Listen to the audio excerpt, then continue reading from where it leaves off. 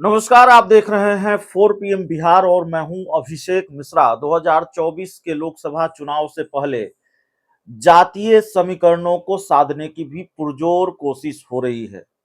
ये कोशिश भारतीय जनता पार्टी की तरफ से भी हो रही है, एनडीए की तरफ से भी हो रही है और इंडिया गठबंधन की तरफ से भी हो रही है। क्या कांग्रेस, क्या आरजेडी, क्या जेडीयू, क्या बीजेपी, सब लोग इस जातीय समीकरण को साधना चाहते हैं, अपने जातीय समीकरणों को मजबूत करना चाहते हैं और इसको लेकर तमाम तरह की कवायद नजर आ रही है।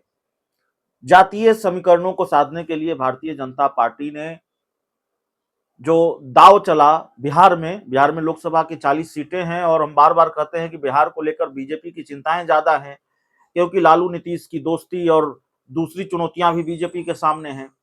तो बिहार में जातीय समीकरणों को साधने के लिए बीजेपी लगातार कोशिश कर रही है। बीजेपी ने एक दाव तो ये चला कि वो चिराग पासवान को साथ ले आई, पशुपति पारस पहले से साथ है, जीतन राम मांझी को साथ ले आई, उपेंद्र कुशवाहा को साथ ले आई।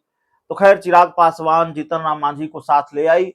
ये कहा गया कि दलित वोटरों में और मजबूत पकड़ बढ़ाने के लिए या दलित वोटरों को साधने के लिए भारतीय जनता पार्टी ने चिराग को अपने साथ लिया है, जीतन राम मांझी को अपने साथ लिया है। हालांकि बीजेपी को कितनी कामयाबी मिलती है यह भी अपने आप में बड़ा सवाल है। हाल ही में भारतीय जनता पार्टी ने यादव सम्मेलन कराया।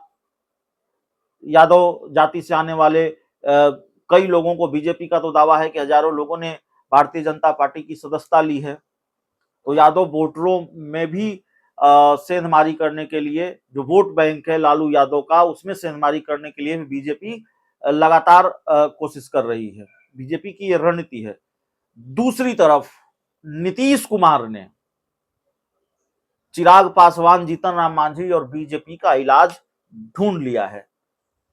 नीतीश कुमार ने इससे बड़ा दाव चल दिया है, या नीतीश कुमार ने दाव चल दिया है। अब बड़ा छोटा आप तय करते रहिए, कितना बड़ा दाव चला है, या बड़ा दाव चला है या नहीं चला है, या आप तय कर लीजिएगा। लेकिन भीम संसद का आयोजन कल जेडीयू करने जा रही है। नीतीश कुमार की पार्टी भीम संसद आयोजित करने जा रही है और भीम संसद को लेकर महीनों पहले से तैयारी जेडीयू करती रही थी। मुख्यमंत्री नीतीश कुमार ने अपने कुछ करीबी नेताओं को इसकी जिम्मेवारी दी थी, जिसमें से अशोक चौधरी कह सकते हैं कि इस पूरे कार्यक्रम की कमान संभाल रहे थे। नीतीश सरकार में मंत्री सुनील कुमार इस कार्यक्रम के सूत्रधार बने हुए थे। अशोक चौधरी के साथ साथ वो भी, रत्नेश सदा, ये लोग इस कार्यक्रम की कमान संभाल रहे थे और महीनों पहले से इसकी तैयारी की जा रही थी।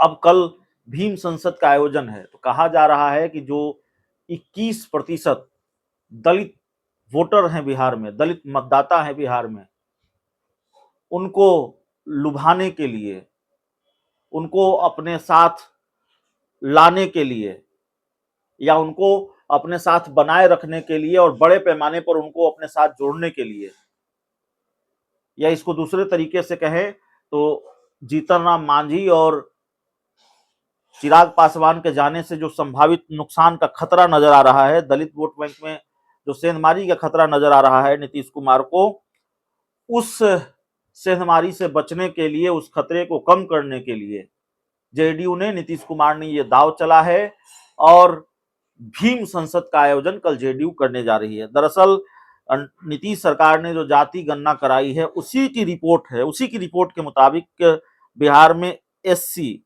19.65% है और एसटी 1.68% है। यानी बिहार में दलित वर्ग की आबादी तकरीबन 21% है और बिहार में लोकसभा की 6 सीटें आरक्षित हैं, विधानसभा की 40 सीटें आरक्षित हैं।